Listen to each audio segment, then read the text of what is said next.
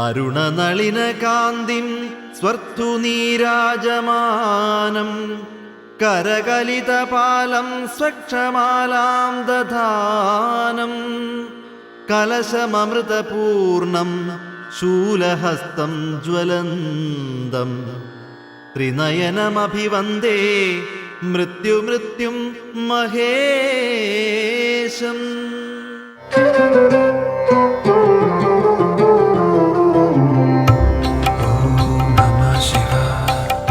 മലബാറിലെ ശൈവക്ഷേത്രങ്ങളിൽ ഏറെ ചരിത്ര പ്രാധാന്യമുള്ളതും പ്രസിദ്ധിയാർജിച്ചതുമായ ഒരു ക്ഷേത്രമാണ് കോഴിക്കോട് നഗരമധ്യത്തിൽ സ്ഥിതി ചെയ്യുന്ന തളി മഹാദേവ ക്ഷേത്രം.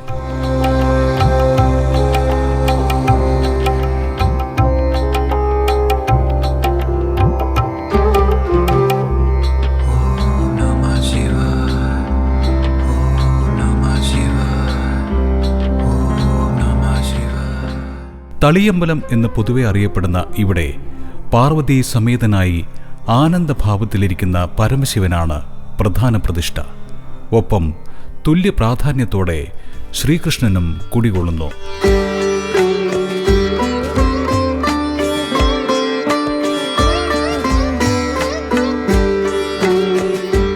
കോഴിക്കോട് നഗരഹൃദയത്തിൽ നിന്നും ഏകദേശം 2 കിലോമീറ്റർ മാത്രം ദൂരമാണ് തളി ക്ഷേത്രത്തിലേക്ക്. കോഴിക്കോട് റെയിൽവേ സ്റ്റേഷനാണ് തളി ക്ഷേത്രത്തിനോട് ഏറ്റവും അടുത്തുള്ള പ്രധാന റെയിൽവേ സ്റ്റേഷൻ.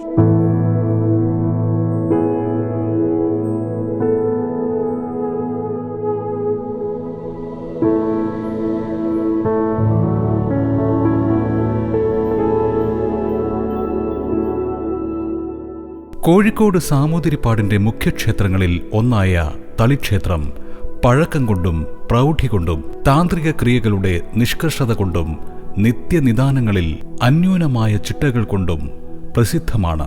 പുരാതന കേരളത്തിലെ 108 ശൈവക്ഷേത്രങ്ങളിൽ പറയുന്ന 4 തളിക്ഷേത്രങ്ങളിൽ ഒരു തളിയാണ് ഈ ക്ഷേത്രം.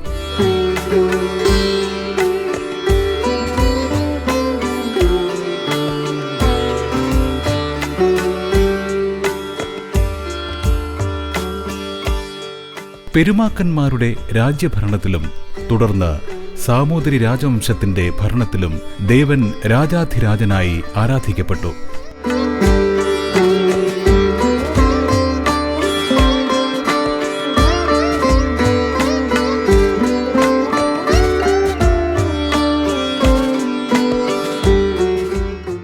സാമൂതിരി രാജവംശത്തിന്റെ ഭരണം പ്രശസ്തിയുടെയും പ്രതാപത്തിന്റെയും ഉന്നതിയിലായിരുന്ന കാലത്ത് ഈ ക്ഷേത്രത്തിൽ നടത്തപ്പെട്ടു പോന്നിരുന്ന രേവതി പട്ടത്താനം എന്ന പണ്ഡിത സദസ്സും അതിൽ പ്രശോഭിച്ചിരുന്ന 18 കവികളും ഭാരത ചരിത്രത്തിലെ ഒരു സുപ്രധാന കണ്ണിയായി നിലകൊള്ളുന്നു. മലയാള വർഷത്തിലെ തുലാമാസത്തിൽ നടന്നു പോന്നിരുന്ന രേവതി പട്ടത്താന സദസ്സിൽ പണ്ഡിത ശ്രേഷ്ഠർക്ക് വിരുന്നുകളും സമ്മാനങ്ങളും നൽകിയിരുന്നു. തിരുനാവായിൽ മാമാങ്കം നടത്തിയിരുന്ന സാമൂതിരിമാരായിരുന്നു രേവതി പട്ടത്താനവും നടത്തിയിരുന്നത്.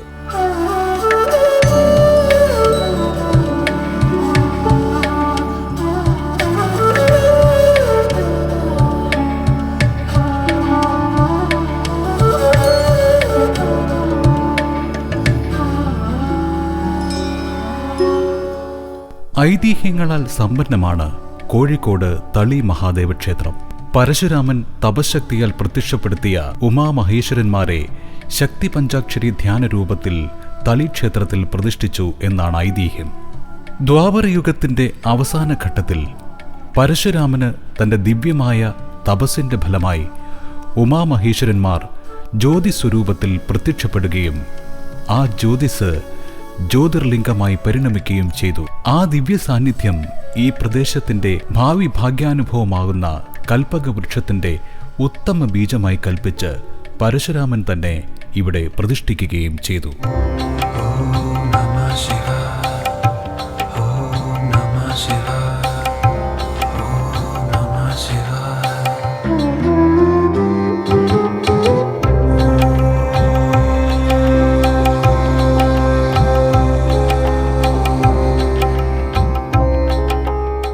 പുലർച്ചെ 4:30 മുതൽ രാവിലെ 11 മണി വരെയും വൈകുന്നേരം 5 മണി മുതൽ രാത്രി 8 മണി വരെയുമാണ് തളി ക്ഷേത്രത്തിലെ ദർശന സമയം.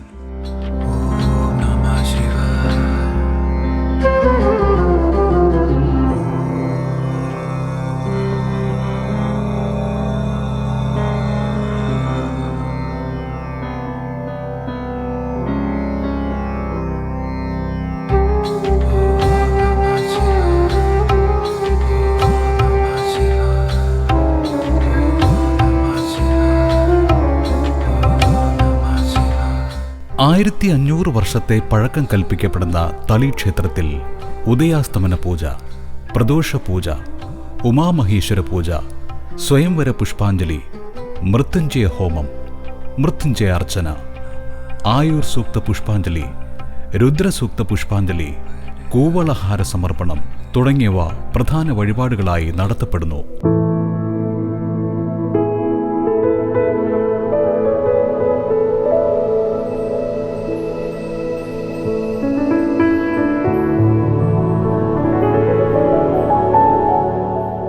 മേടമാസത്തിൽ വിഷുസംക്രമ ദിവസം കൊടിയേറി 8 ദിവസം നീണ്ടു നിൽക്കുന്ന വാർഷികോത്സവമാണ് തളി ക്ഷേത്രത്തിലെ പ്രധാന വിശേഷാവസരം.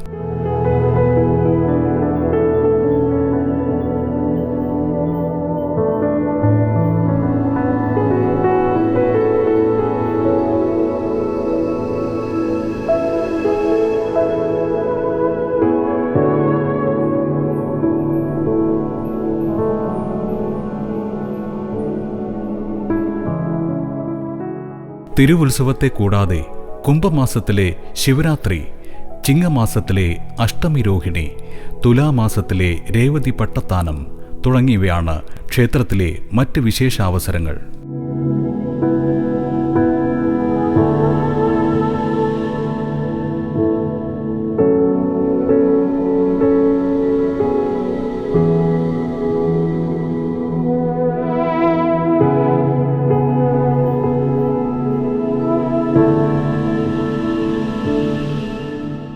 പ്രധാന ദേവന്മാരായ ശിവനും ശ്രീകൃഷ്ണനുമൊപ്പം ഉപദേവന്മാരായി ഗണപതി, ഭഗവതി, നരസിംഹമൂർത്തി, ശാസ്താവ്, നാഗദൈവങ്ങൾ എന്നിവരും തളി ക്ഷേത്രത്തിൽ കുടികൊള്ളുന്നു.